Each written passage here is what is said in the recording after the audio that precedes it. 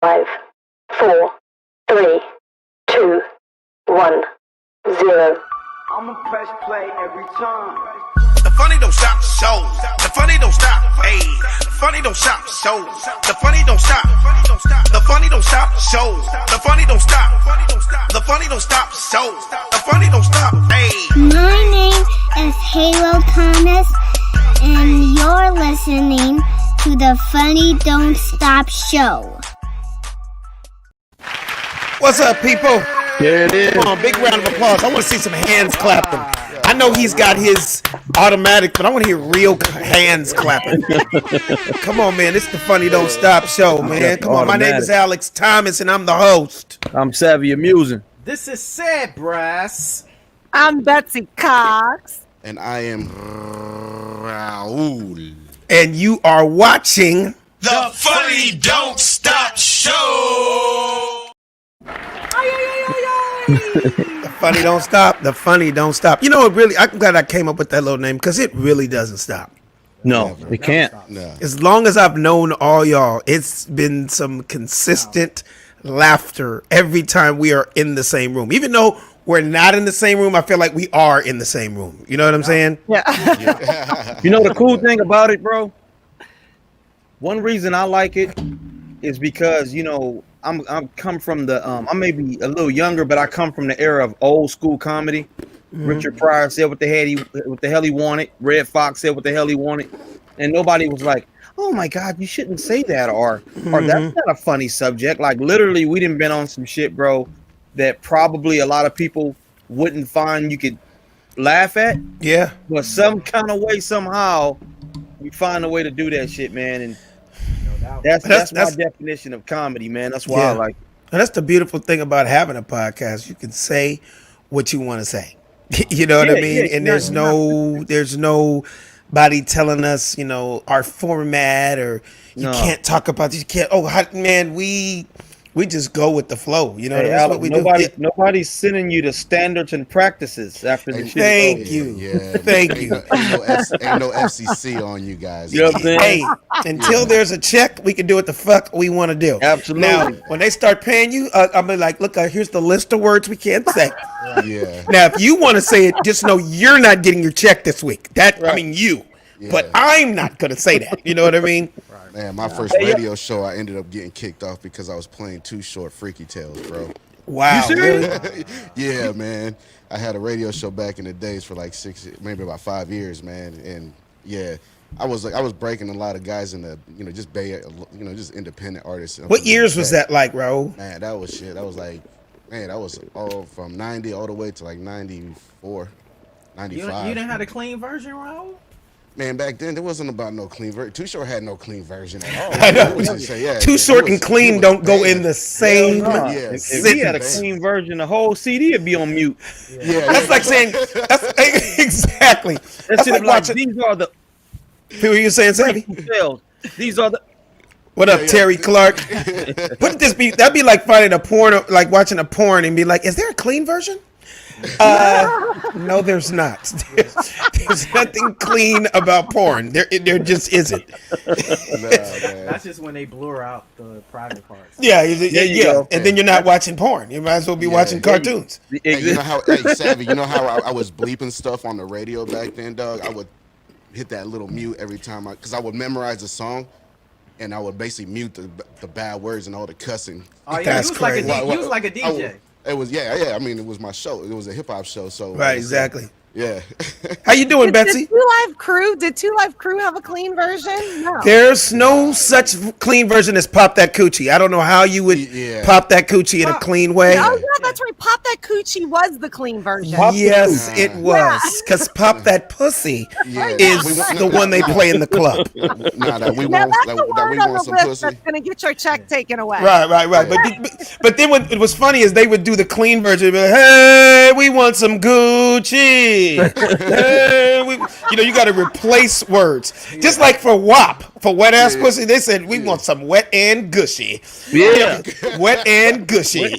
That wag. Yeah, that wag. You got to do. How are you this week, Betsy? By the way, how you doing? I'm good. I can't even believe it's been a week. That's how I'm doing. I'm like I don't know where all the time is going. Are all your animals alive this week? All of my animals are alive. I'm very happy. No Staples and Hugo still, and the wounds are good. closed. That's good. Savvy, how you been, man? I'm doing good, man. Chilling, bro. You know, just my daughter didn't learn how to text me, man. So Are you serious? yeah, man, a 5-year-old texting me talking about, Daddy, I don't have any food. Can you Instacart me some pizza? That is the new generation, The brother. new generation, bro. So I just Instacarted her some pizza and you know, a couple of little honest apple juices and shit. That's crazy, man. Yeah, it's wild, bro. It's wild, man. We are definitely some new millennium fathers. Like some things that I never thought I would be asking my 5-year-old. So what does that mean on the iPad? Or Right. You got or sometimes she knows stuff on the TV. I was like, okay, well, I thought Netflix. She's like, Daddy here, and she knows how to find stuff on Netflix, flow through the charts. I'm like, Man. this is crazy. they work that sucker better than we do, man. Exactly. Said Brass, how you doing this week, man? Man, I am great. I'm excited to be on the show today. Got a lot to get off my chest. You know, just happy, man. Raul, how you feel, man? Man, I'm good, brother. I've been over here just basically printing away, dog. How t-shirt sales going? I mean, you got some Man. dope stuff, man. Yeah, you I'm got so- some nice shit, bro. That I'm that so- 24/8 is dope, man. Woo. Yeah, man. So Super basically, dope. I've just been sitting down with one of my homeboys, man, and just designing different, just different brands, different logos. So I've been busy, man. Been printing every day. I tell you that. Hey, man, the bottom line is you could just tell with all of us, man, everybody is staying active. We're staying active. And the beautiful thing about, again, like I say every week, man, this podcast, it was just like a blessing in disguise, man. It's as far as I go, like I said, this weekend is my first real shows in an audience in 8 months. You Yeah. don't know how excited I am for this weekend for Houston, Austin, Dallas, because I have so much new shit. You know what's so crazy? I got so much new material. I find myself rehearsing it because I don't have a stage Right. to go to. Yeah. It's just so in my mind, I'm like, okay, I got so many new jokes. I want to make sure when I hit the stage this weekend, I don't either forget them all or I go back to doing old stuff. Like I mean, obviously it's like, you have your greatest hits type shit that you do. Yeah. I got the certain jokes I gotta do, but there is so much new stuff, and it's starting off this weekend, Friday night in Austin, Texas. They're getting a lot of pre-sales, so I'm really happy. People are really, wanting to get out. I mean, you got to take a state like Texas that ain't shut down, and people are still going up. Darren Johnson, that's my boy. He's one of the cats opening up this weekend. It's gonna be a great show, man. I've been hearing they've been having a lot of comics out there, and then Houston. The next night, one of Said's old stomping grounds. Said got a lot of his people hitting me up, saying they're coming out to groove. So I'm gonna be talking a whole lot of Corona shit. Oh yeah. And a lot of my stories of how busy I have been. And of course, every single night on my stage, no matter where I go, I let them know about the Funny Don't Stop show. You know what I mean? Because the following is building up, man. I mean, isn't that right? Say it. We're starting to get more subscribers and stuff like that. Oh yeah, definitely, man. So I'm excited to see the momentum, and we were out and having different conversations and people mentioning the show. So Yeah. definitely. And if you're watching us on Facebook, Yeah, tell 'em about check it. us out on YouTube.com/The Funny Don't Stop Show is right there at the bottom for you. Go on, subscribe, like us, get the alerts because that helps the analytics for the show.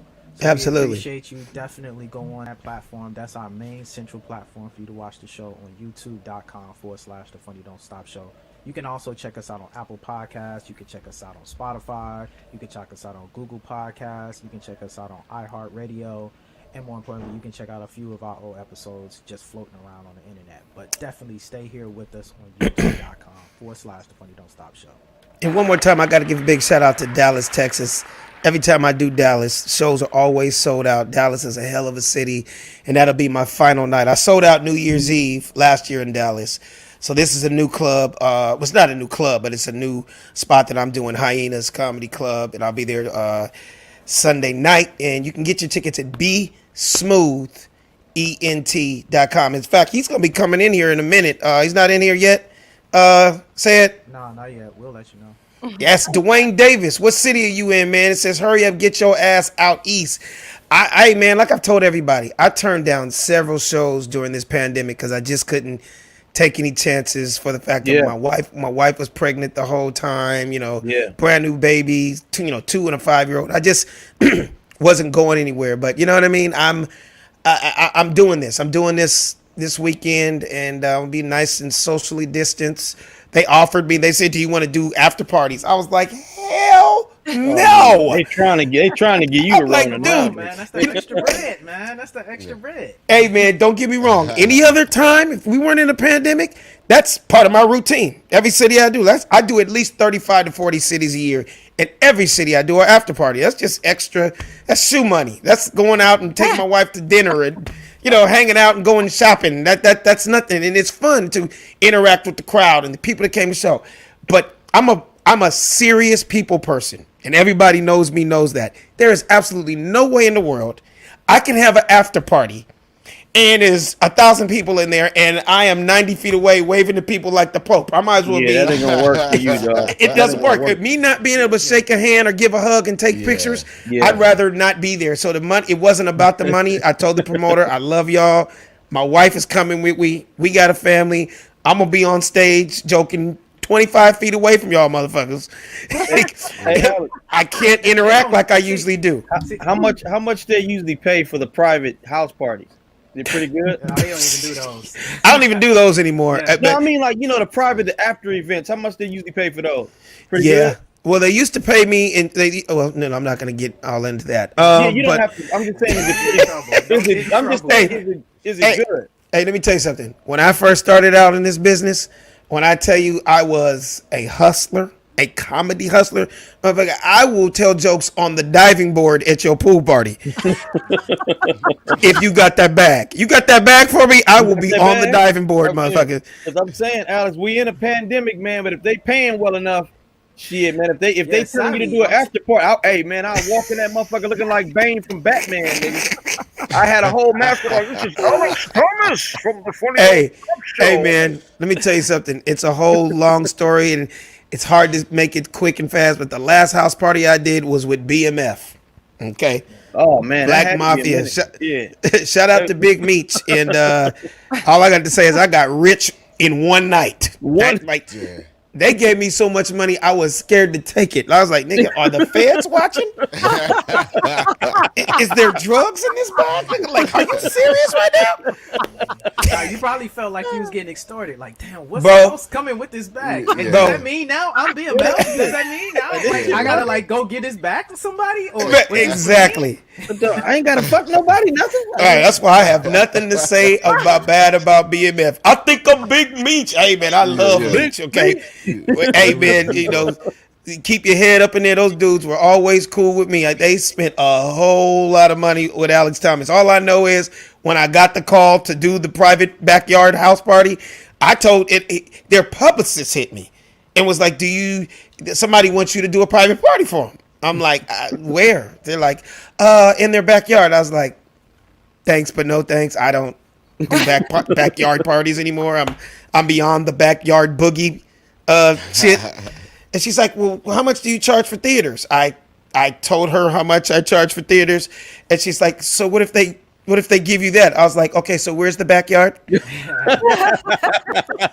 Are they cooking hot dogs? And like, no, lobster and Ace of Spades. I was like, nigga, whose backyard is this? Don't forget they told you it was a wardrobe. It was manually what? Oh, dude. See, now you're making me damn near tell a story. They're telling me, like, I was like, okay, I'll show up. It's, somebody's birthday and blah, blah, blah. And there's a dress code. And I was like, okay, damn, I hate having to dress not comfortable to do stand-up. I was like, so what do you want me to wear? They're like, a tuxedo. I'm like, God damn. I gotta fucking wear a tuxedo to tell some jokes. But for the amount that they gave me, I was like, motherfucker, I will put on 6 bow ties. Would you wear a weenie bikini for the amount they gave you? I really would. If they wanted me in a tuxedo thong for the kind of money they paid me, I would have been out there doing that shit. All I know is I get to the house. I get to the house and there is 3,000 motherfuckers in throwback jerseys. And then you the only one dressed up. And I'm the only one in a tuxedo. It looked like I was at a 50 Cent video shoot. I mean, motherfuckers had do-rags on. It smelled like weed. It was throwbacks. I was mad as fuck because I was the throwback king for comics. Right. I had every jersey there was. I could have worn my shit. Right. You know what I had mean? one, right. Long story short, I ended up killing them. They loved me. I got off stage, and Meech, the head of BMF, came up to me. He was like, "Motherfucker, you was funny as fuck. Man, everybody love you, dog. Nigga, you BMF for life." I was like, "No, that's okay. I don't have to be a part of the gang. I appreciate the money that you guys gave me." Yeah. He's like, "Hey, nigga, this for you." I put my hand out. I was like, "Oh no. They already paid me, so but thank you, I appreciate it." He's like, "No, nigga, that's a tip." I was like, okay. Do you guys need some more jokes? Do another hot 10 if you want me to. I left there feeling like Al Capone. Look what I tell you. It was the most money I ever made in one night in a back fucking yard. Backyard, bro. This is more than when I opened up for Cosby and Dr. Dre on Up and Smoke. So when they all got busted, tax-free money, bro, they don't mind paying you. Yeah, that's man. Let me tell you something. Those are some of the coolest dudes on the planet. One time, I'll never forget hanging around with BMF. They had a big birthday party here in LA, and I'll never forget.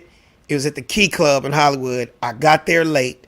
It was like 200 of them in a small little VIP booth. They were having a ball. This was like 2004, 2005. I walk. He's like, "Hey, T, come on, nigga." He shook my hand with a bottle of Ace of Spades. Like, before I could shake his hand, he gave me my own bottle of $1,500 Ace of Spades. He's like, "Hey, man, nigga, you BMF in this motherfucker?" I was like, "Yes, we are here." Yeah. All right. Whatever those letters are. I didn't know what it was. He goes, "Hey, man, tell the DJ to play 6 Jay-Z songs in a row." Biz Markie was the DJ. He goes, "Hey, man, tell Biz to play 6 Jay-Z songs in a row." And I was like, dude, Jay-Z had the hottest album on the planet. I'm like, but he just played like 20 minutes of Jay-Z stuff. He's like, "Hey, man, I don't give a fuck." He goes, "Tell that motherfucker to play 6 Jay-Z songs in a row." I looked in my hand. He gave me $1,500. Just to tell the DJ? To tell the DJ, Biz Markie, to play 6 Jay-Z songs. Well, I went over to Biz Markie. I said, "Biz, I got $200 for you to play 6 Jay-Z songs in a row." That motherfucker was like, "Chicka chicka chicka." My nigga, I was like, man. Anybody say anything bad about BMF? Biz Markie. Yeah. Yeah. I mean, but who's gonna come up to him and say, "Here's $200 to play a song"? You? Yep. Clearly. All I know is I made $1,300 to make a little 3-foot walk over to the DJ. Hey, Alex, have you ever met the Fat Boys? You know what? I never met them. Wait, what am I talking about? I did beat the light skinned one. I mean, because I was a kid, like in 8th grade, that's when they came out with the Fat Boys, and that was one of my first CDs. So CDs, shit. That's one of my first tapes that I ever got was a a Fat Boys tape and a Run DMC tape. Right.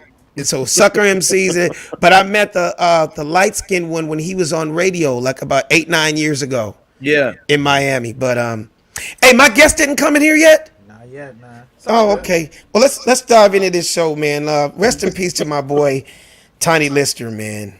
Sad. It was a sad week, man. Yeah, man. People are dying left and right, and it's just gotta appreciate and love people while they're here, man. He was a super cool dude. We worked on several different projects together. We did movies together, TV shows. Coolest dude on the planet, man. And it's just sad to see him pass away, man. And Debo. Yeah, man, it was tough. He was only 60. That phrase will always go down in the annals Man. of urban vernacular. Like people, I don't think Hey, young you people can't be even mad. know That man now put a when mark people on this say- world, man. He did. That's for sure. He forever did, will be bro. known that. Yeah. You know what I'm saying? So you can't be mad at that at all. He's gonna The always be greatest, the living. greatest bully of all time. Exactly. Yeah, exactly. A lot of people don't realize he did over 100 movies. Like after Oh, he yeah. stopped doing like the wrestling world, just his personality, he was one of the nicest guys. Like, yeah, he was intimidating and scary to people, but when I tell you, funny, super laid back, actually, like when he's not in character being a bully and jacking you for your chain, he's like a real nice, fun Yeah. guy. Yeah, he You know what I real mean? nice, And he was always that way with me, man. So yeah, dude was extremely nice. Yeah, I I didn't met get a him. chance to download. My bad, cut you off, Sal. okay, No, real no, quick, no, real quick. It says he's in the room right now. It says the host has to add me. My guest. No one's in the room. You see him say? I Nah, So what do I tell him? leave out, come back in. Okay. Tell him he got to pay you the same thing Big Meats paid you. What were you about to say, Savvy? Oh no, I was gonna say I met Debo when the Ali movie first came out. Me and about 7 of my boys, we went to Universal City Walk, and it kind of made me mad, man, because you know there's always a tough guy that messes it up for everybody else.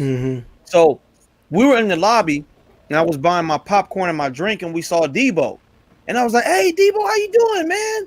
And he looked at me, he said, "Hey, brother, how you doing?" And he was like, "That's a platinum FUBU shirt. I like that, man." And my boy was like, "Yeah, man." He was like, "I'm gonna get Craig to beat you up." And so Debo went into character. He was just playing though, right? Right. He went into character and grabbed my boy's chain. He was like, "Craig ain't here. Give me this chain." And my homeboy started getting serious. Talking about, "Nigga, I know you better let go of my motherfucking chain. I know you better let." And like all of my homies was like, "Man, the man is fucking playing with you, dog. Like he's not being serious. He playing with you. Like, it's always one motherfucker that mess it up for everybody." Right. I have to say this: the dude was. I mean, I didn't expect him to be that nice, Alex. He was Dude, nice you don't even understand. and cool as shit, man. When I tell you all that was a character, but like literally, I'm not even lying. So this will be 29 years me going on doing stand up in January. Right. At least 26 years of doing stand up in California and LA. Right. Every single comedy club Tiny would ever walk in. I don't care if it was Martin Lawrence, Kevin Hart, Chris Tucker, Eddie Murphy, whoever was on stage, he would just go up and jack the mic in the middle of a show. Just take it. Just take the mic. Dude, it was a routine. Everybody knew it. Like whether it was Chocolate Sundays or it used to be Fat Tuesdays back in the day, Comedy Act Theater, it could DL Hughley, whoever was on stage. Give me that mic. And he would the crowd would go crazy because it's like really not rehearsed. Right. Like somebody really doing the act, and he would just that was just his way of letting people know I'm in the building. Yeah, I'm in the building. Debo in the building. Yeah, you know, he'd go sit down and have a drink. But then, like, to the people that didn't know he was a nice guy, Right. terrified of him. Yeah. This motherfucker is 9 feet tall, one eye going this way, one eye going that way. He was just scared, but the nicest dude on the planet. You know who else was like that, man? Rest in peace. I just happen to be friends with all these big, crazy motherfuckers. Michael Clark Duncan, the Green Mile. Yeah. Oh, yeah. We did Players Club together. He's the one that knocked me out in the Players Club. But Right.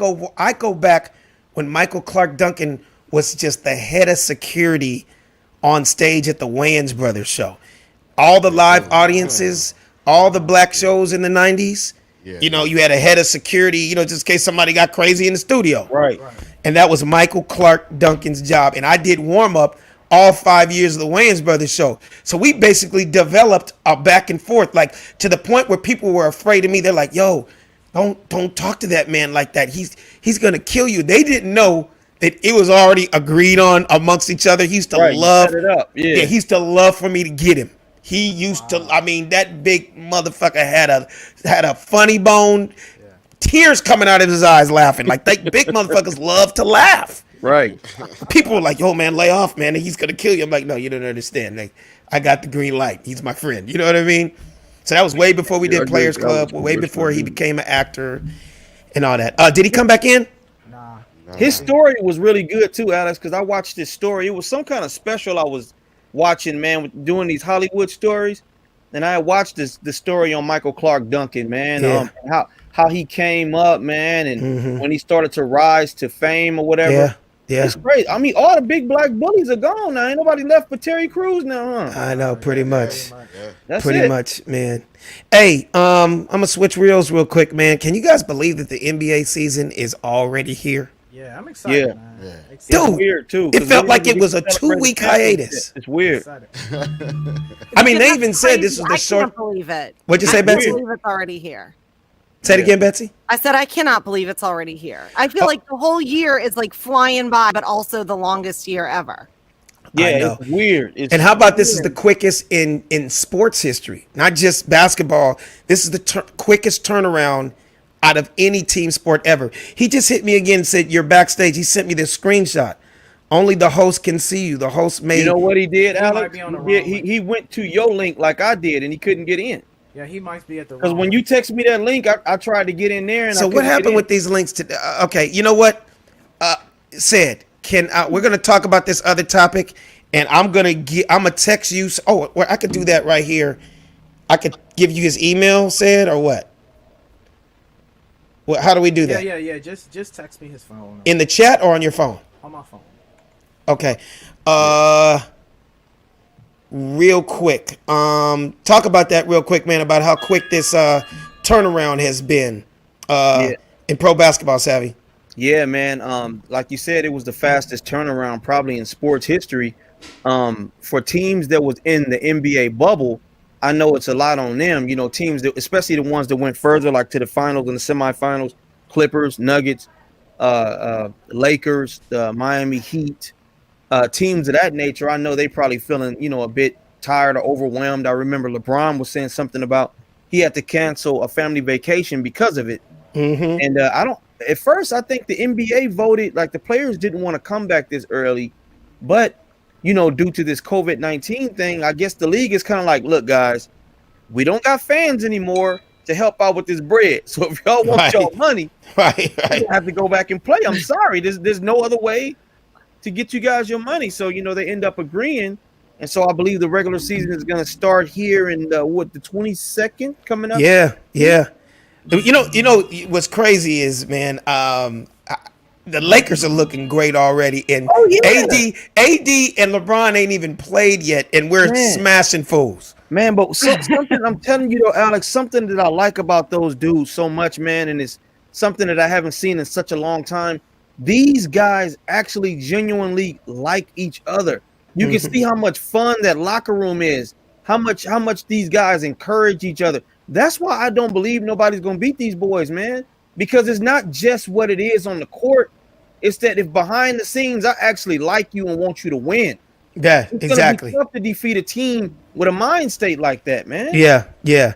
I mean, even it's great to see how AD and LeBron are encouraging these young players right now, because it's weird because there's no preseason. Right. So they're just kind of letting. That's why those first two games they let LeBron and AD just sit down and let these young guys and these young dudes. Hey, man, I'm impressed with Montrez, brother. Man, not only Montrez, THP Horton Tucker. Yeah. Oh, he's That nice. That boy is the truth, man. He really is. Schroeder's doing nice too. I mean, you know what I mean? I'm telling you, the Lakers they're gonna be a problem, bro. Don't get me wrong. Other teams are looking good too. KD is not 90. I would say he's at 85, 90%, but he's still a beast. Brooklyn's gonna be nice. They always gonna be sleeper lit. pick. Who's your sleeper pick, Sad? Who's your sleeper pick? Y'all gonna laugh. I don't want to hear Milwaukee. Nah, Pelicans. man. Houston Rockets, man. Don't sleep on the Rockets, man. So is James Harden gonna come back, or is it just all about Wall right now? Listen, if Harden comes back, that's gonna be a big three that folks gonna sleep on. Wall and Boogie are balling right now, and they are going to be the most slept on. They got a point to prove. But they're also two dudes that've been sitting on their asses for the last 2 years too. Don't get me wrong. That's fresh. Don't get me wrong. I'm not knocking them, but the Lakers, got a fine oiled machine right now, brother. And don't let them start. They don't got nothing on the Lakers. Don't get me wrong. They don't have nothing on the Lakers. I'm just saying, I think they gonna creep in there and be a lot more better than a lot of people are estimating to be. They kind of counting them out right now. Hey, if Harden gets kind of locked in and has to play with them, I think it's gonna be an interesting pair. Right, that's a big three right there that a lot of people ain't really recognize. Well, speaking of the Lakers, we got to give a big congratulations and round of applause for LeBron being the Time Magazine Athlete of the Year. Well deserved. Well deserved, King James. Yeah, this dude has shown that it he's a beast on the court, and he's also doing his thing off the court, whether it's the community, whether it's schools, or there's production company. He's just doing a lot. You know what I mean? Right. In a time like this, where people are looking for leaders and looking for people to step up, he, to me, has stepped up. Like when on the big stage where a lot of people aren't. You can tell they really look at him as the leader on and off the court in the NBA now. He's taking that torch. Will you say it? No, I was letting you know we got our guest too. Oh, okay. Look like his camera just went out, so keep going. Oh, okay. Yeah, one thing I gotta say about LeBron too, is kind of echoing what I said last week. The dude, say what you want about him, but he has the recipe to bring championships. Like, absolutely. Of course, we respect sticking with one team. We know that. That's one of the reasons we love Kobe Bryant so much. Right. And right here, I just got this news here that Giannis Antetokounmpo just signed a 5-year extension with Milwaukee for $228 million supermax extension. So he's up there. Yeah. So what I'm saying is, you could get all that money and be loyal, but do you really think that this man is going to get a championship within Milwaukee? I don't believe it's going to happen. So what I'm saying is, LeBron had to have some kind of vision, like, okay, I'm going over here to this Lakers team. They're young, they're rebuilding, but I see something there to where I could potentially pull some strings and bring a championship. Well, the Clippers did the same thing with Clippers did the same thing with George. They just gave him that supermax, $225 million. He got $225 million reasons to stay with the Clippers. That's damn near $45 million a year. So, hey man, that's called job stability. Yeah, that's called I have a house here now for 5 years, and every player wants that. You get what I'm saying? How do you not perform for your last year and then get a raise? That don't even work translating corporate America. If I go to my review, they review my job performance for the year, and like, okay, said you didn't make the championship. Okay, you didn't score as much as you should have scored. Yeah. In a time of critical need, you basically just like failed on us. They basically just went zero on us. But we're gonna give you a raise. Right. But that just goes to show that's how good you are of a basketball player. That shows how much they have faith in you. and as a player, you got to go, well, what's that guy's name? Ballmer, the owner? Yeah, Steve Ballmer. Thank you, Stephen Ballmer, for believing in me, because we didn't get it done. I'm echoing what you said. We did not get it done last year, and you went out and got the other damn best player in the league, and together we didn't make it happen. So are you to still believe in me? Gracias. I'm just saying, I don't want to hear NBA players crying about play, because at the end of the day, they don't even reflect the regular working man's like work and employment scenarios, right? Yeah. That's all I was really making. Like, good for him that he's able to get a coach that can believe in him, but the average day Joe, we don't get hired. Absolutely. If you don't perform, if your numbers ain't there, you're fired. Hey, exactly. I want to introduce my boy real quick.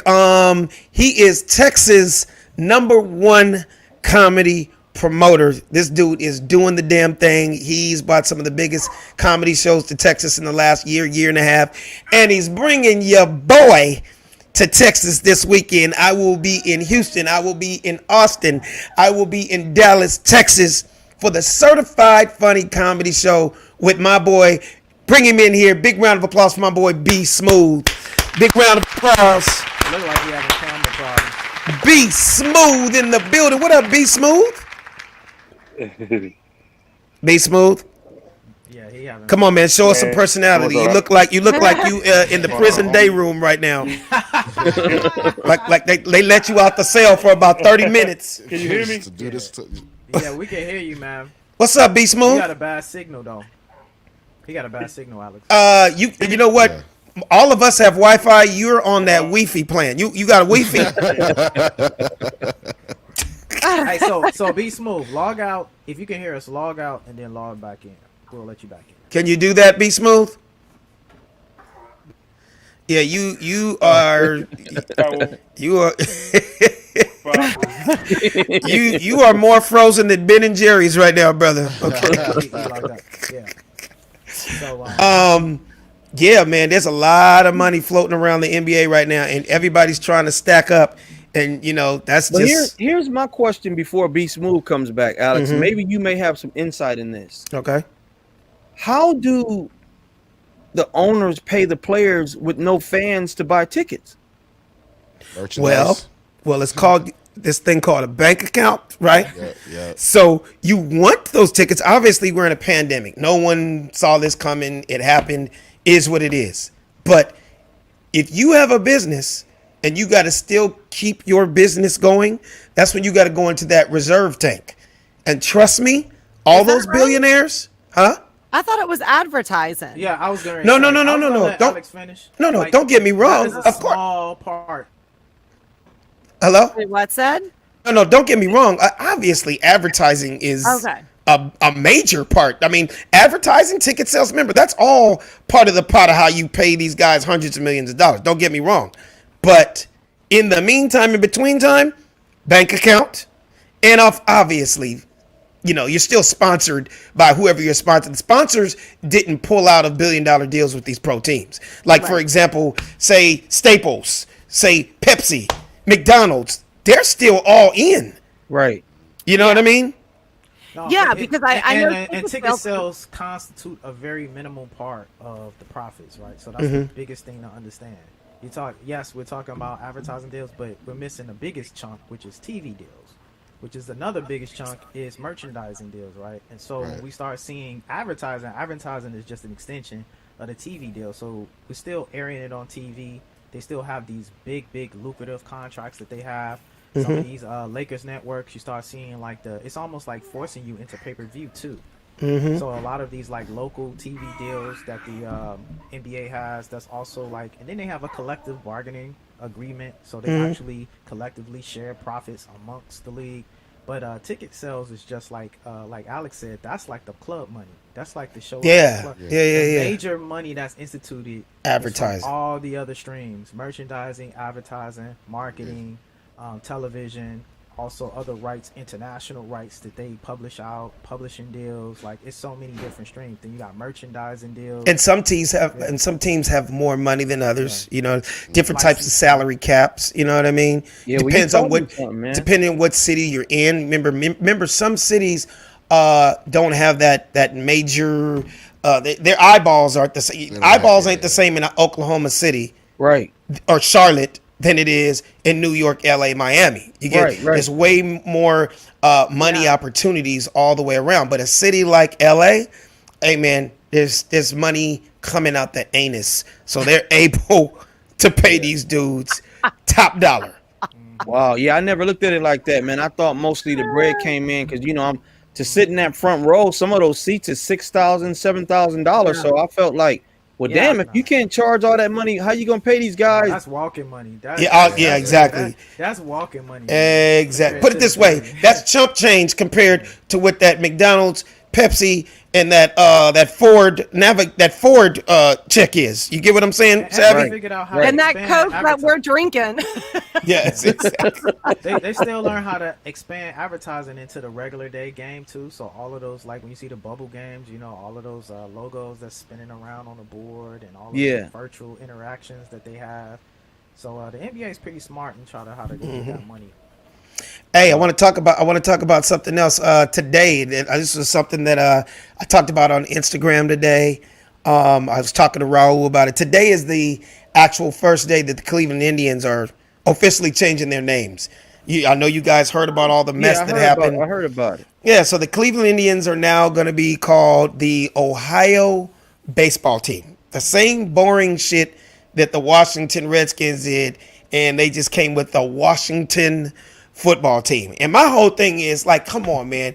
You owe more to your city than that. You could be a little bit more creative with coming up. At least name your team off of something that your city is famous for. Like, so Cleveland is the home of the Rock and Roll Hall of Fame. How about naming the team the Cleveland Rock Stars or something? You know, DC. Come on, man. Name something that's famous for. Call them the Washington Politicians. You know, put Obama on. Put Obama's face on the helmet. Something like, you know what I mean? Like, put a picture of Donald Trump with an X through it or some shit. You know what I mean? Right. Something that people can relate to. Now, I understand the whole. Wait, hold on. Before you put all those up. Hold up, Raul. Let me set it up. So the Washington Redskins, I can see how that could have been derogatory, because that's not the Redskins is not the name of a people. It's not the name of their nationality. It's not who they are. That's like that could be a derogatory name because of their skin color. Right. But the word Indians is not a derogatory name. There's Indians, Native American Indians. That's like saying African Americans. That's like saying Mexicans. That's like saying Chinese people. These are all races that are proud of their cultures. Right. Now, what would be derogatory is if you had a name like the Newport Niggas or something like that, you know, and you got him on as a logo. You know what I mean? That could be derogatory, and the NAACP is gonna call you up. You know what I mean? The illegal aliens. That could be. I could see Mexican people mad at that. You know, he's like an alien with tacos. You could be mad at that. I get that. You know what I mean? Something like the Chinese chopsticks. If you were the Chinese chopsticks, I could see how Chinese people would be. Okay, can you get that for me, Raul? Might as well call them the Ohio players. Raul? The players. Is Raul still on? He just laughing. He laughing, man. You just see Raul just a smile. Right? He's laughing because he's like, hello? He's off the illegal aliens. Okay, what happened? What happened, guys? The computer froze for a quick second. Hold on for a second. Oh, so go ahead, Alex. But now, the Chinese chopsticks. Can you imagine that? Hey man, did the Chinese chopsticks win? Man, they beat down the Newport niggas last night. They beat them by 30. Hey, but did you see the Newport niggas when they played the rich Jews? The rich Jews. But see, the rich Jews, that wouldn't be derogatory because that's the facts. They really are rich. You have facts, but that's not. Do you have the picture of what their uniform helmets would look like, Raul? What would they look like? The Jew ones? No, I didn't get that one. What would they look like? Oh my fucking God, dude. What would they look like? The rich Jews. Dude, I'm so mad. I sent all these. Man, you didn't send the other last two. I had to go hunt the chopstick one down. They don't downgrade the joke at all, though, bro. That shit is fucking funny, man. Yeah. I just love the Washington politicians. I cannot get over the Washington politicians. I like the Newport niggas. That's a good one. That would definitely touchdown, and the Newport niggers are going to take the win over the Chinese chopsticks. and then will the illegal aliens get to the championship? The illegal aliens have now made it to the championship over the Trump border wall to the Super Bowl. I thought it was illegal. Didn't they make a law you cannot say illegal alien anymore? And who would come up with illegal aliens? I know.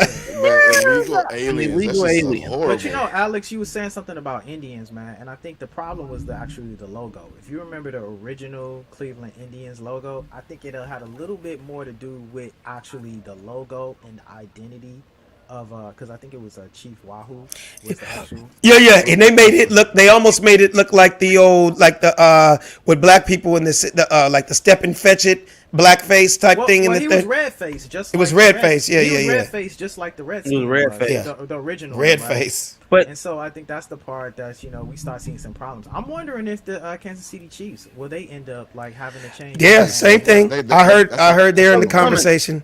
I heard there in the conversation too. Because really, to be honest with you, they really are supposed to be called Native Americans, not Indians, not anything else. And you know what I mean? So that's the problem. Wait, I got to get onto this, man, because we're on this topic of sports now. Please tell me you got this video, Raul, with the young coach in the Pop Warner coach that was beating up the players on the field. And it was just, I couldn't believe it, man, because I have a son. I have two sons now. And I know good and well, if I went to their little Pop Warner football game and I saw a coach doing something like this, you would see me out on the field whooping somebody's ass, and throwing a chair. Show the video. Roll the clip, Raul. Oh, look at him. Look at him. Whoa. Oh. What the hell?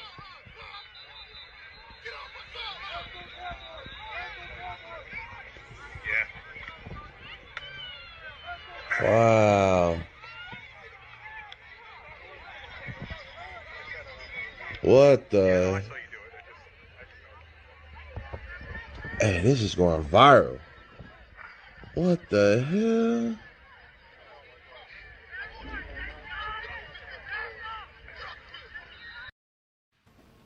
Now the thing with me, I'm like going, that better be his own son.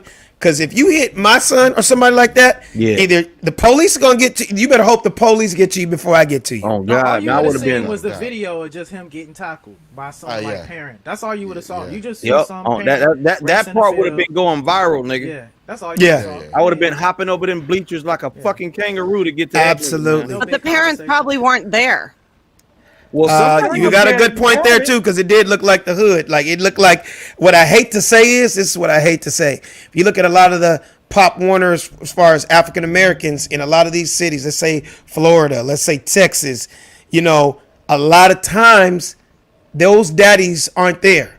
Yeah. So it's a lot of the moms that are bringing their sons to football practice, and there is no male figure, and they kind of figure, well, that's just tough love, and the moms kind of give the coaches the kind of like the green light to you chastise him, but that's crossing the line. What I just saw, like the way he's stole on them little kids, that's not teaching them. That's not teaching a lesson. That's abuse. Because there's other adults. There's other adults there too, though, man, that didn't say nothing. That didn't step up. I which didn't is see- kinda I saw the- disappointing.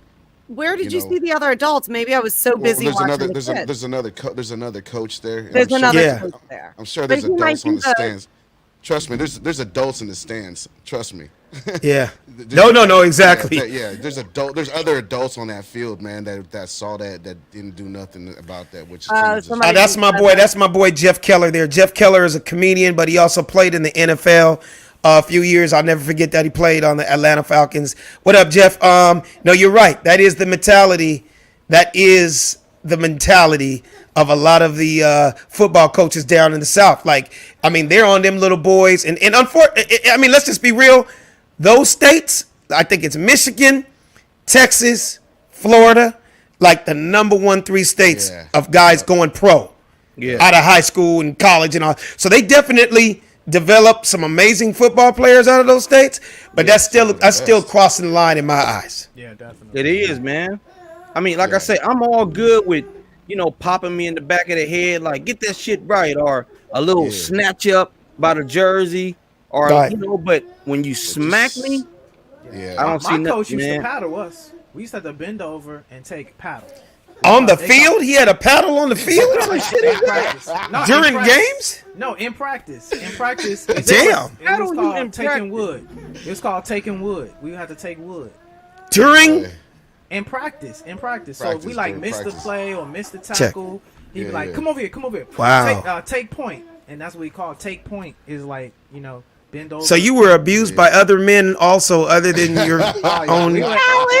Yes, we would have to point. We had to hold, and then I hate to say this, even on the show, we would even have to get kicked in the nuts too.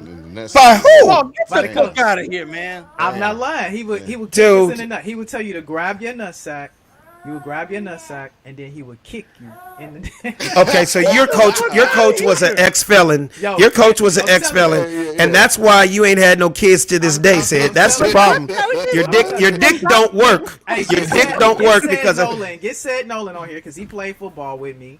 Get Sid Nolan on here when he'll verify what I told you. Okay. And we would get kicked in the nuts. I don't care how old I was, whether I was 13 or 16. Any coach willingly try to kick me in my nuts, that's my last day on that team. I'm just letting you know.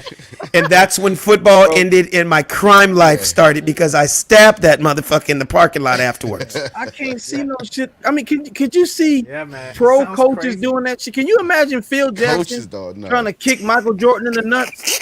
Oh, man. Michael, come here, Michael, come here. But don't they see that? Don't they have this thing where they toughen them up?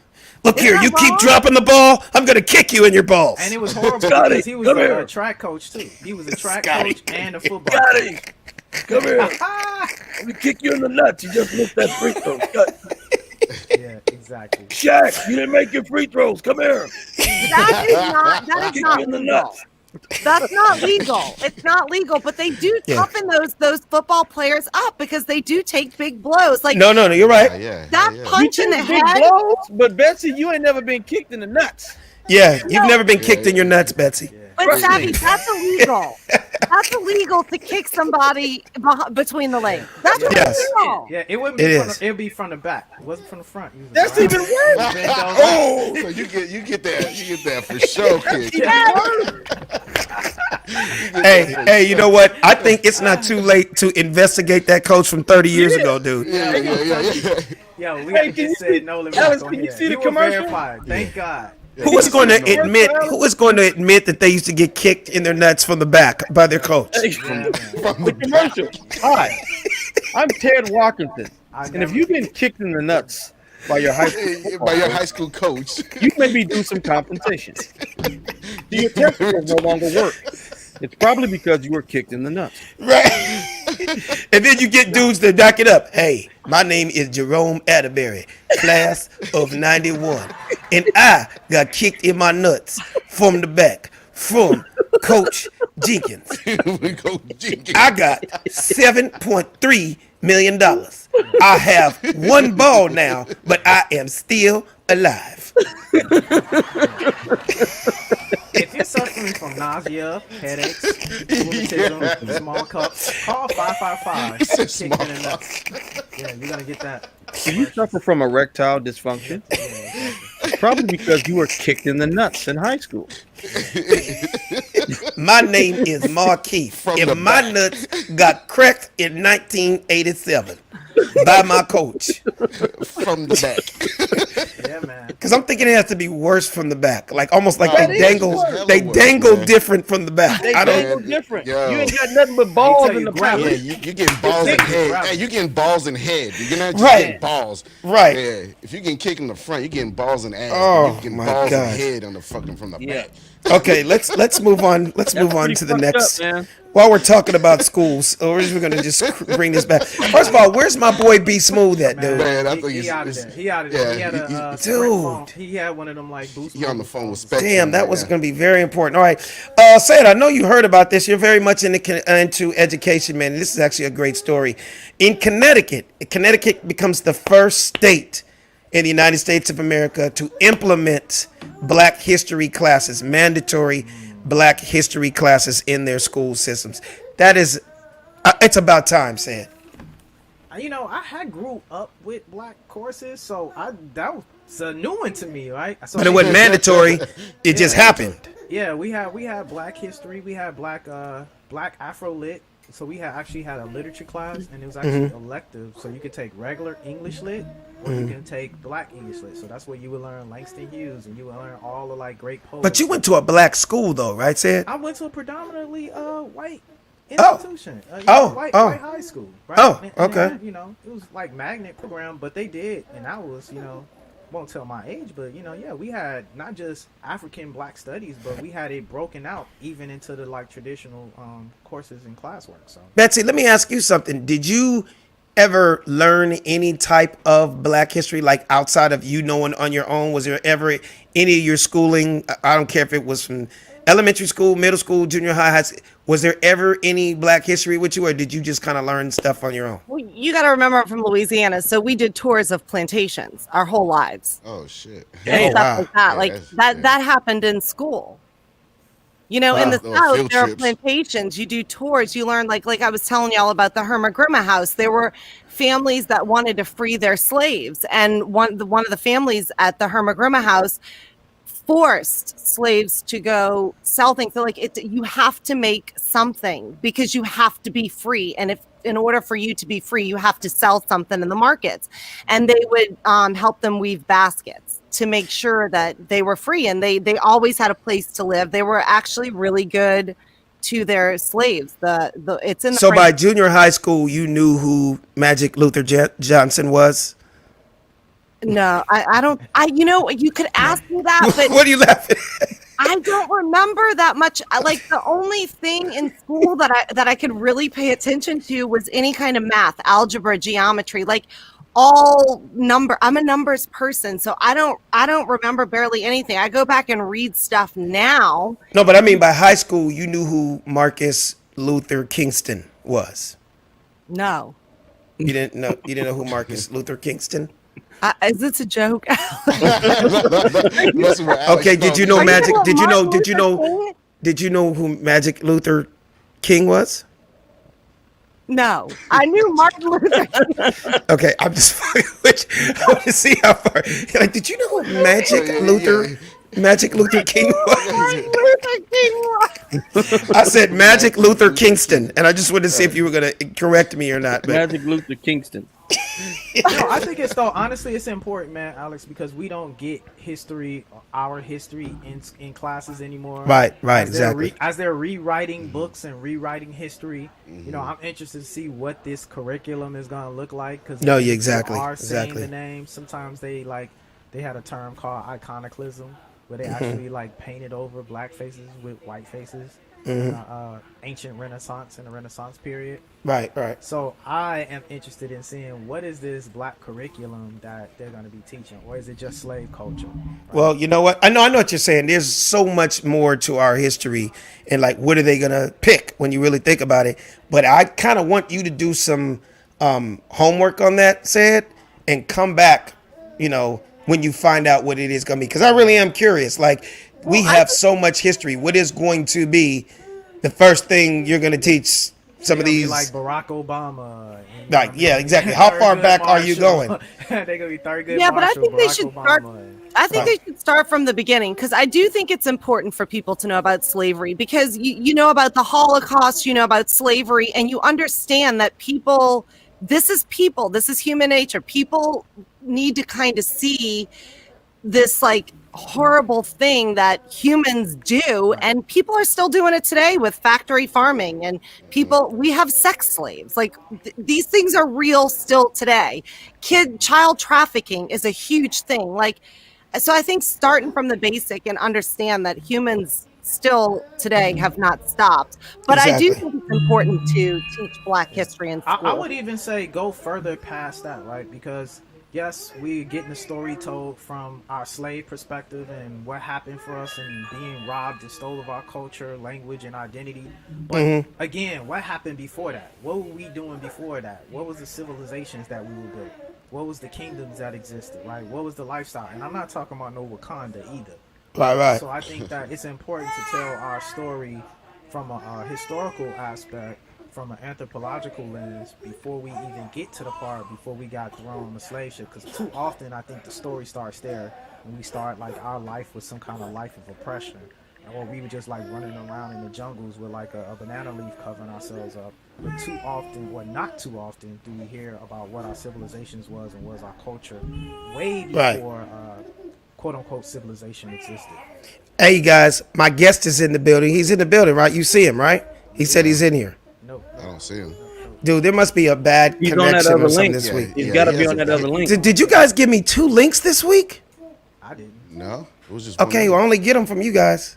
I just Did you texted forward that a to link too. that was on a thread of other links? I don't know. So he's saying he's backstage. Are you guys saying you don't see He him? must have went to the old link. He's on that other one because I was back there too.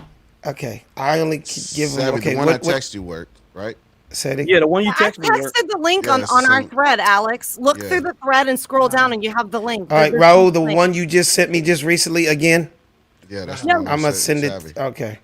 The one I sent you. Wait, said, and think about this too. I mean, think about, we celebrate Thanksgiving, and Thanksgiving is the day that people stole land from people and slaughtered pilgrims. Yeah, That's true. Correct. Like, I mean, and we're like, oh, we're thankful, and we all kill Yeah. a turkey, and we're like, Right. all these people. and Raul, put it on her since she's talking. Yeah. yeah. Right. So I'm just saying, I do think that teaching history, but also we're not learning from history. We're not, and we need to progress in the world. That's Okay. Right. Is he in there now?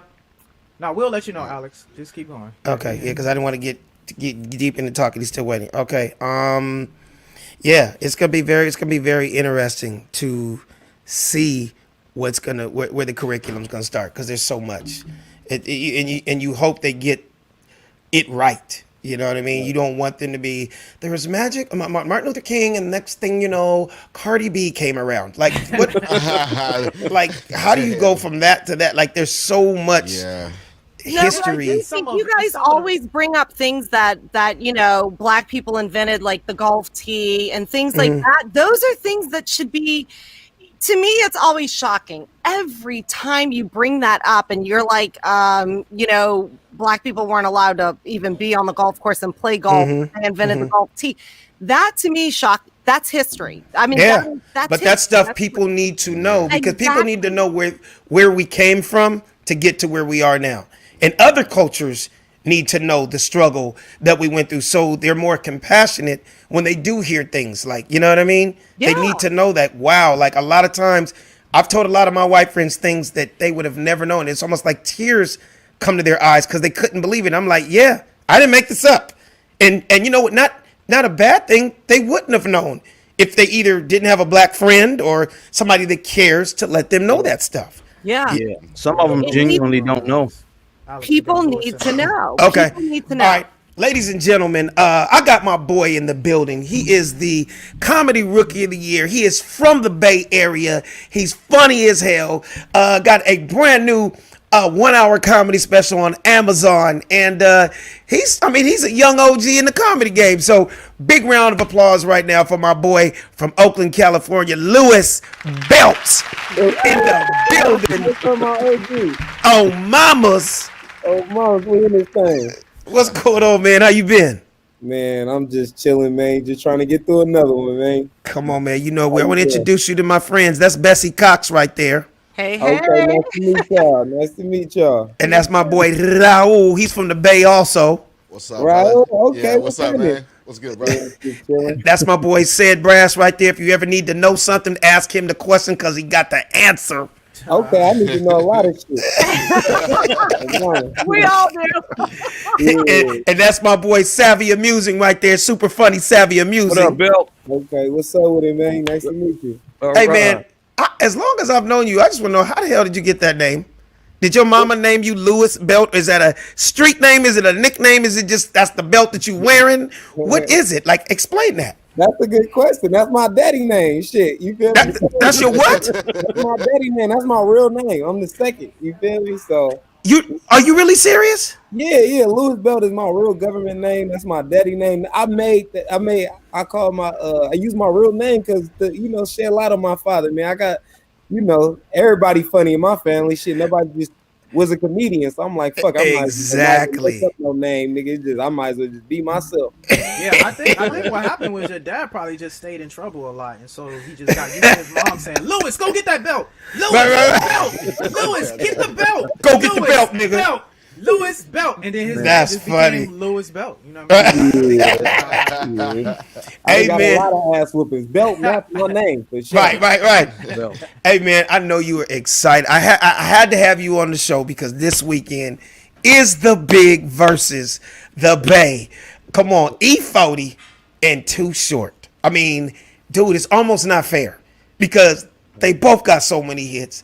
They both got love all in the Bay. I mean, you tell me about it. You grew up there. You from the town. Yeah. So talk to us. Like, is it a tough one for you? It's a tough one for me for sure personally because I grew up on Short and 40, and you know it's just they both got that ism, so it's tough for me. But it's really it ain't no competition. This ain't no Gucci versus Jeezy type shit. This is like a Bay celebration. You know what I'm saying? Like right. Both of the pioneers, these both of the OGs. They've been locked in for years. They looking at it like a celebration. So the whole Bay Area, it's really positive energy up here. You know what I'm talking about? Like everybody just happy. But me personally, I can't choose one because that's tough. But sure is from the town. So if it come down to it, moms and pops and the whole house, we on that town shit though. Mama. Right. I almost hate the word battle because it's not a battle. It's like you said. It's more a celebration. We're not talking like two amateurs in the parking lot after a club trying to battle each other. No, these niggas have slaps. They got hits that are anthems that span generations. Like for real. Like you know him and your daddy knows who he is. Yeah. Like my mama, I pulled up because I did a promotion video for Versus and Too Short and E40, and I did it on the Too Short side. So I did a skit, and my mom came with me. You know, she juiced. She was fucking with it. You know what I'm saying? Like she was happy her son was a part of.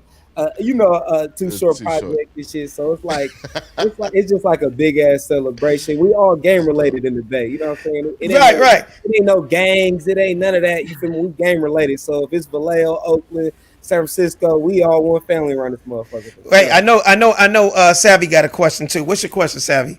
Yeah, man. This is like a comedy question, bro. The first thing I want to ask you is how long you been doing stand-up comedy? 8 years. About 8 years. Okay, so you got 4 years on me. So I remember one time we were down at the Ha in Hollywood. Renee had booked the show. We both was on the show. You was headlining, and I went up before you.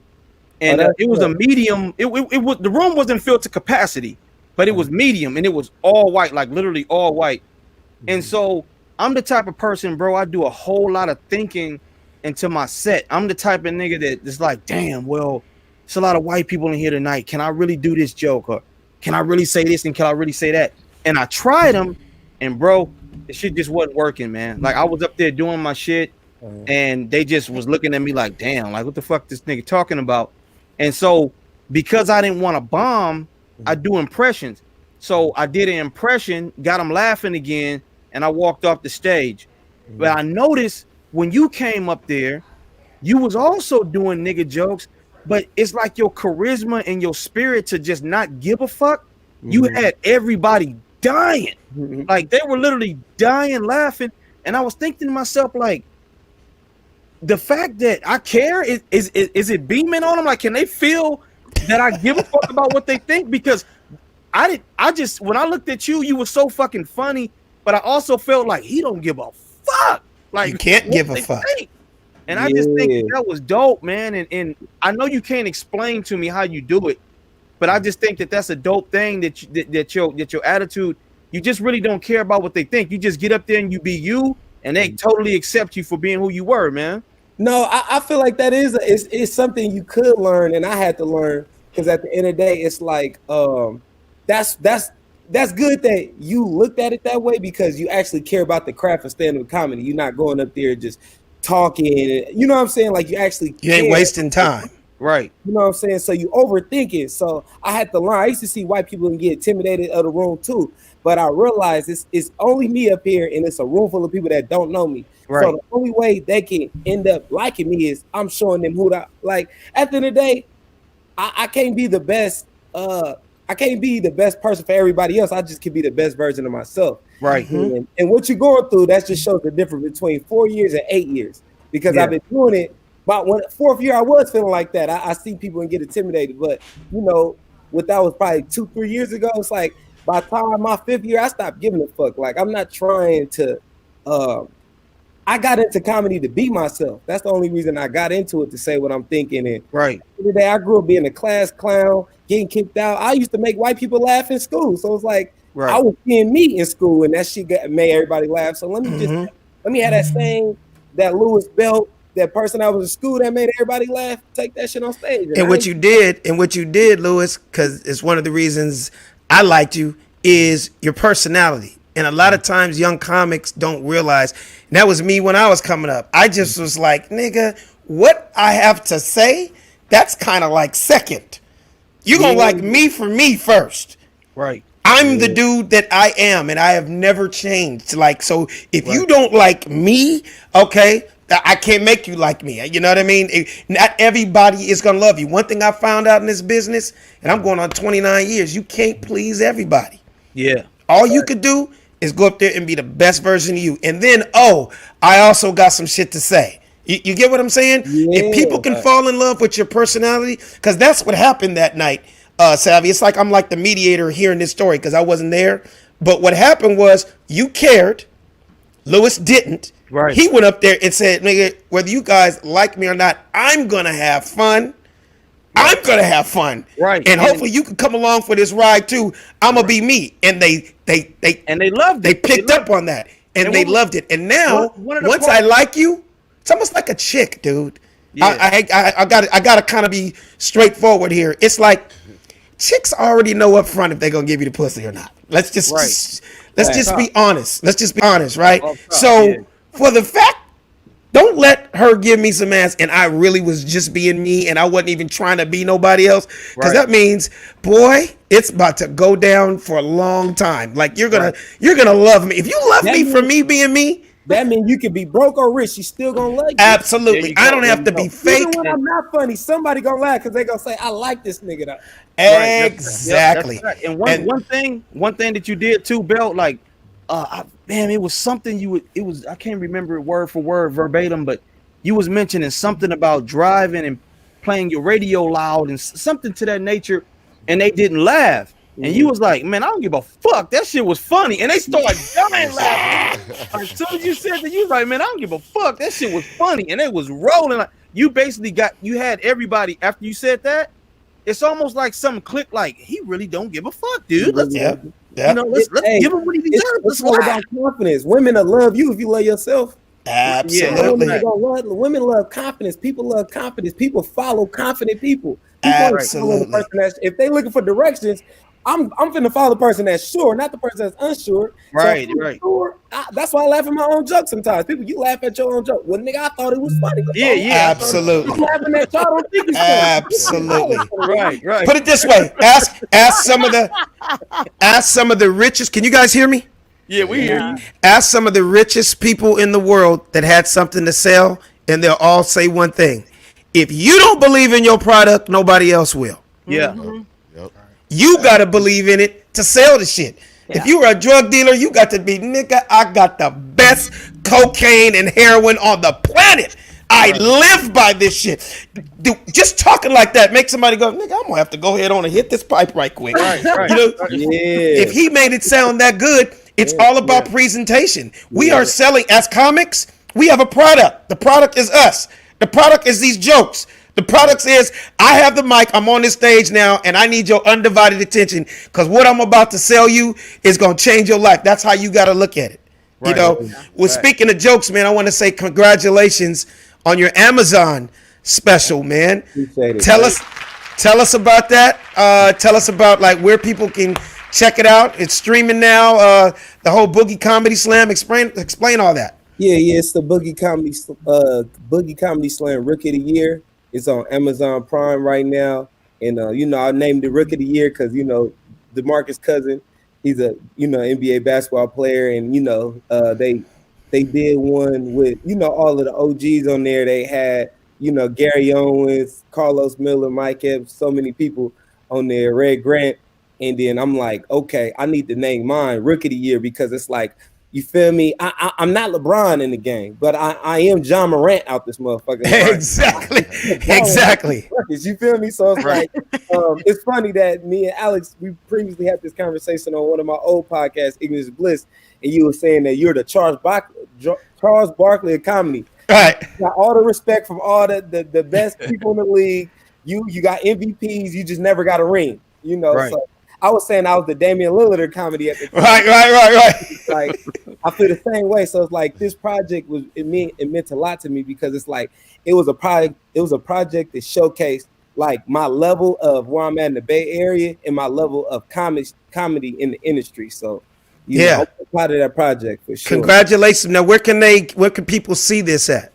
Amazon Prime. You can if you got a Prime, you get to watch it for free. But if you don't got a Prime membership, you can purchase it for $5 and then you can watch it.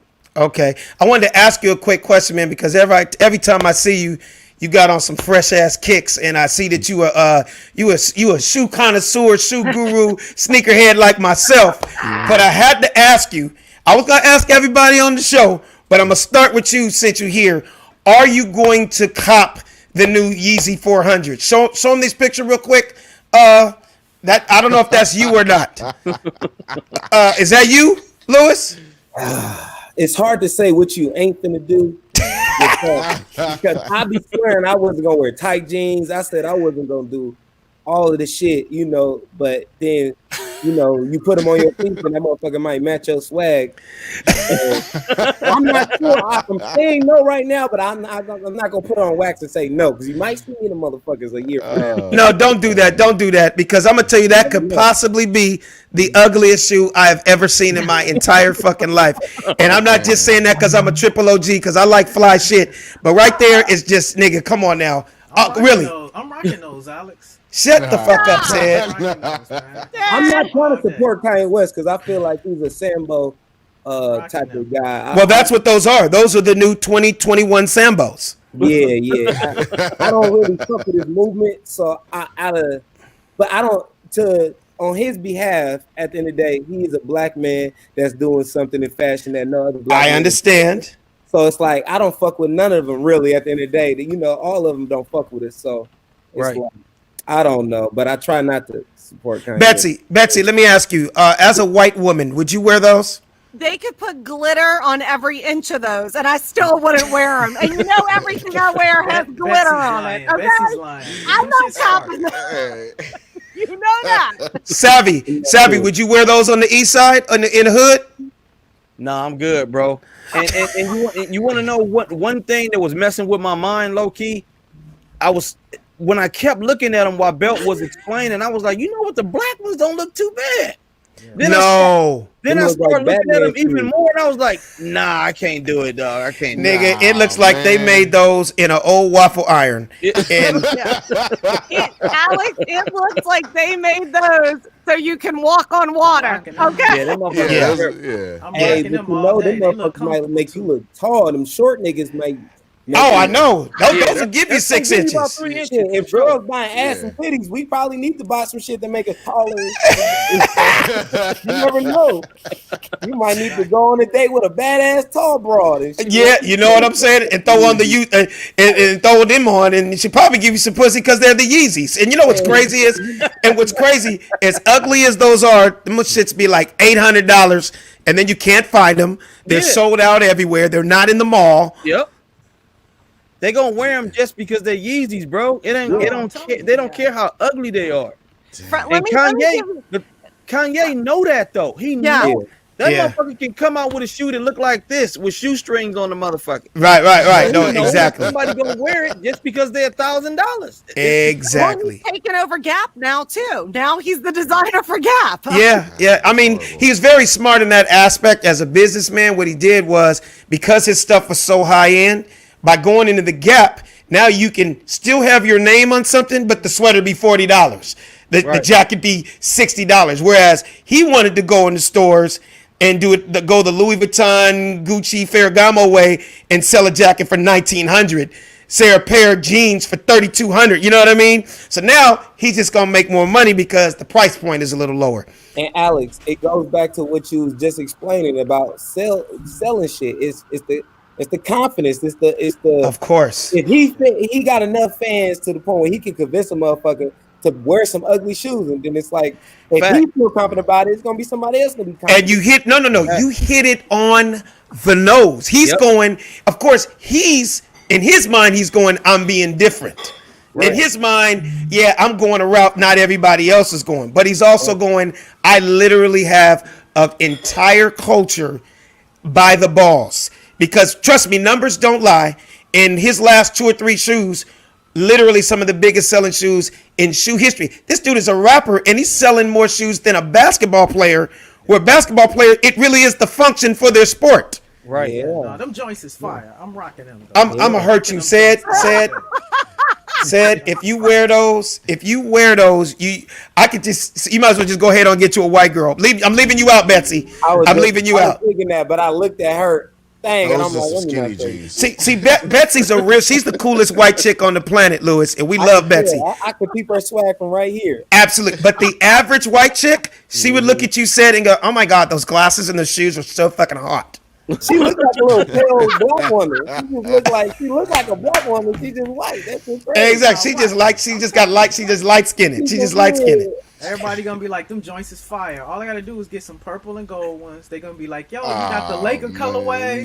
Them is hot. Okay, and then you might as well. I know why your coach paddled you on the ass. Now I know why your coach paddled you on the ass. Hey, if you get some purple and gold ones, you might as well go get you some purple and gold jeggings to wear with them bitches. Nigga, and just go all the way through with it. Hey, Lewis Belt, man. Tell us about your tour that's coming up. I heard you got some shows this weekend, you and Teddy Ray and comedian CP. It's the young OGs of comedy. Tell us about it. It's not a tour.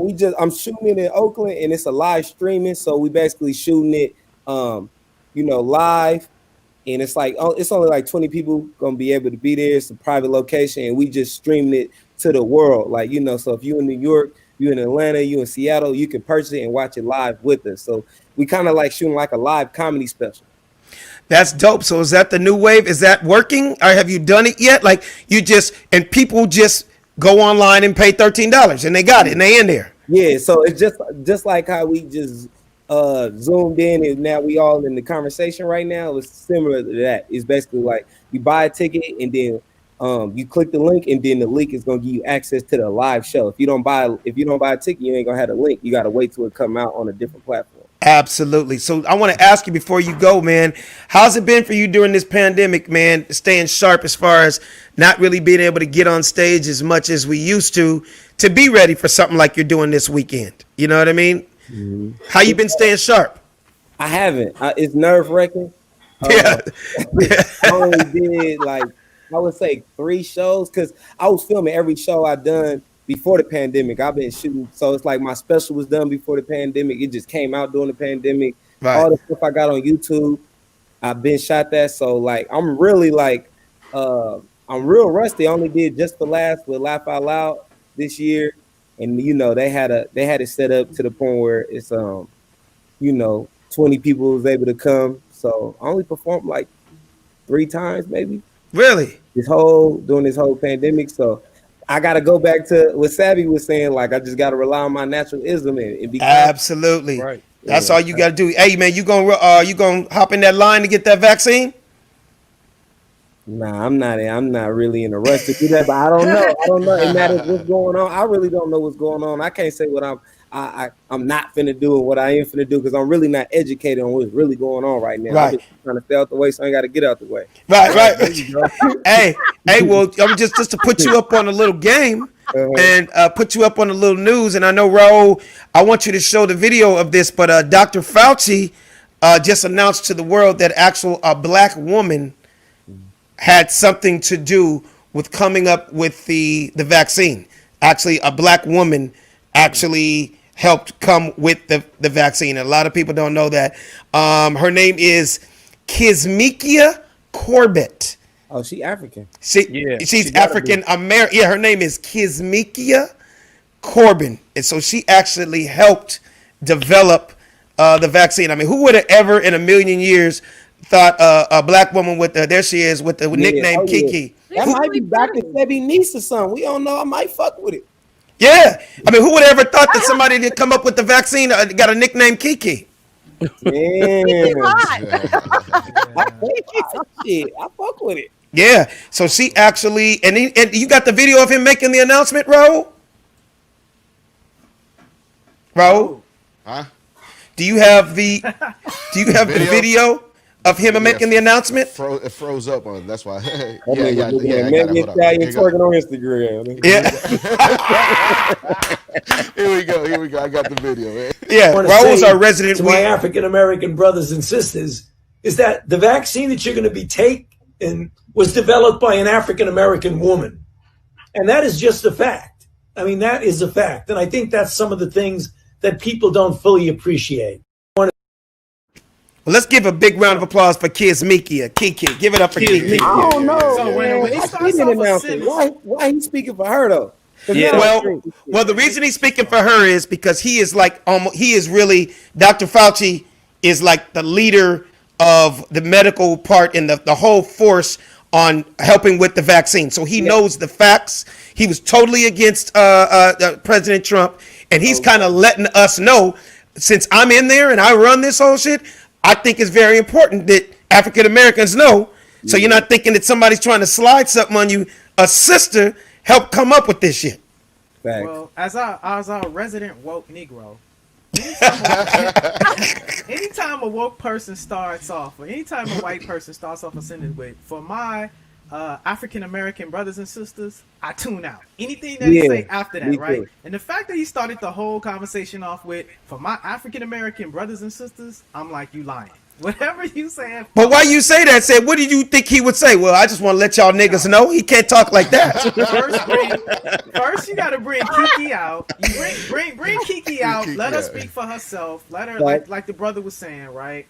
But I'm just saying, I just get some apprehension when they start off the conversation like, "Yo, we brothers and sisters." No, we not brothers and sisters. And when you start off the conversation like that, it just becomes problematic. Anything you say after that. Yeah, that's like saying, my homies. Yeah, exactly. I'm like, y'all should take this. I'm like, nah. Oh, you just talk about white people like overdoing it, trying to like act like they're down with the culture. Even if you play again, you could tell his whole swag was like, I'm one of y'all. No. Yeah, they always use us for the guinea pigs anyway, man. Okay, what do you say, Betsy? I think he was giving her a shout out. I mean, I'm sure she's going to come out and do her own interviews, but like, I think it's and it goes back to the Black History Month thing. I think it's important for people to know, like what every race in the world contributes to the world, because how the hell is the world ever going to come together as one if we cannot recognize the greatness in every single culture, race, everything? And I feel like him putting it out there, I don't think it's I watched a black, ICU doctor begging African Americans to take the vaccine. That's something completely different. She's taken the vaccine, but I do feel like, putting it out there for what every race contributes to the world is important. And I do think people need to know that. And look, she's hot as hell. I hope she gets on the news and does interviews. If she's single, she's about to get proposed to by everybody. Okay? Oh, trust me, there's gonna be some dudes shooting a shot to get that shot. You get what I'm saying? Like, trust me, Kiki gonna be going to bars and hooking up club. Be like, hey, that's old girl that came with the vaccine, nigga, right? Pimping, motherfucking, yeah, man, I got the discount on the motherfuckers. Hey, it's gonna be a pimp out there. Look here, I'm trying to change your name from Kiki to Vaccina. You understand me? Oh, mama's a Vaccina. You understand me? Vaccina. Yeah, and when we look at for women too. When we look I think at it's cool for slavery, just women to know that. Well, say what you're gonna say real quick because we gotta wrap it up. Say what you're gonna say. Say it. No, I was gonna say, when we look at slavery, we see that it was Africans that helped round us up and brought us to the shores to be sold in Africa, be sold to the colonizers. So it's like we can't always get caught on tokenism And if someone represents the same skin color as us, and then we say, okay, well, it's black folks, let's go take it now, just because it's a black person. We got to be critical thinkers and go and research the information, like Lewis was saying. That's true. I got to go find out what is the truth, and not necessarily get caught up in just because a person represents, you know, a likeness of ours. Now to say that was true. Right. I get it. I think it's important for everybody to make their own decision. I think it's important for everybody to read up, study up, and you make your decision for you. But I do think it's cool that a woman and a black woman took part in it, and now we know that, you know, that's a really cool part of history, because this COVID-19 is going down. Hey, well, we gonna end it. We gonna end this show on this real quick, since we're on that topic. 4 people this week that were basically guinea pigs, and they shot them, and they were volunteers. They ended up getting some shit called Bull's palsy. Do you know what Bull's palsy is? Bell's palsy. Show them the picture real quick, man. So this kind of makes me really fall back. Oh, hell no. And it's where the nerves in your mouth it kind of drop down. It looks like they're trying to be funny, but they're actually not being funny, and it does something with the nerves in your face. Right there, like you're dropping by your side of your mouth, and pain in your jaw and headaches and all that. So, I mean, you know, I hope that it works, because I think yesterday was the first day that they were giving it to everybody on the front lines, doctors, firemen, police officers, all of them, all the surgeons, everybody who works in hospitals are getting it yesterday and today. So let's pray for them and hope that everybody's okay. But, you know, I don't know about that being a crash test dummy right now. You know what I mean? I don't want it. I'd rather die from COVID than look like the Hunchback of Notre Dame. Nigga. You know, you're not even going to have the option to get it for so long anyway, because the most important people, which are the frontliners, have to get it first. And Right. I just hope they don't. I've just been hearing a lot of rumors that they're going to try to push it on us and make it like you can't go to public events. You can't get on an airplane. You can't go into a restaurant. You can't go into a bank if you don't have the vaccine. I just hope said that. I just hope that it don't really go there, because you're going to be fucked if you're a person that said no, but you still got to live your life. You still got to go in the bank. Still got to go events. What were you going to say, Lewis? That's what I would do. If they stomp down and make it to the point where you got to do it to live your life, then I'm gonna do it. But if it's like optional, I'm not doing it. Like, you gotta understand, personally, me in my personal life, I know more niggas that got shot and killed and murdered, but ain't got to do with no virus, none of that. Just being a nigga in certain environments, you can get smoked. It's like, at the end of the day, I'm not really. If I'm a dog from COVID, then it's gonna be what it's gonna be then. Because I got a higher chance of getting fucked up about some other shit than I think the world should be scared. You know what I'm saying? But as a nigga, you always fighting. You're always trying to survive, make it day by day anyway. So that's facts for me. That's facts. Well, ladies and gentlemen, that nigga Lewis Belt just talked and spoke. Yeah, he did. Oh, mamas, straight out the Bay Town business. Hey, man, I appreciate you coming on the show today, man, and continued all your success, man. You're super funny.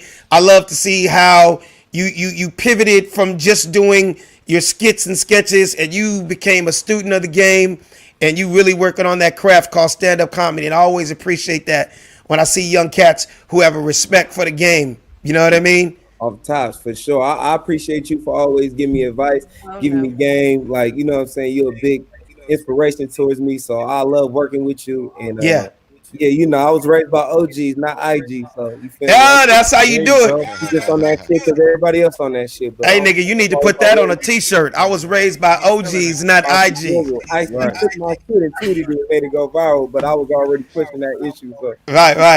All right, man. So we appreciate you having you, everybody. Make sure you check out him on Amazon Prime. It's streaming now. And the Young OGs of Comedy. How can they tap in with that this weekend? This Friday. Just click the link in my bio on social media. Do too much, and it's on there this Friday. You know, get a ticket and watch it live. You know, watch it live from the house. That's what's up. Hey, big round of applause one more time for Lewis Belt, ladies and gentlemen. I appreciate all y'all. Thanks, brother. Be safe out there. Yes, Lord. All right, now. Hey, man, that was a great show, man. Exist in nature. I had a good time, man. Betsy, let them know where they can find you at. Bling and Betsy Comedy. Raul. The Big Goose, DABIG, GUZ. That's what's up. Savvy Amusing. Yo, up Instagram, Facebook, and all the above social media. Savvy Amusing. Said Brass. SEDBRASS. Check me out. That's what's up. You can catch me at Funny Man Alex Thomas. But every single week, you can catch me right here on The Funny Don't Stop Show. The Funny Don't Stop. Hey, the Funny Don't Stop Show. The Funny Don't Stop. The Funny Don't Stop Show. The Funny Don't Stop. The Funny Don't Stop Show. The Funny Don't Stop. Hey, the Funny Don't Stop Show. The Funny Don't Stop. Hey, the Funny Don't Stop Show. The Funny Don't Stop.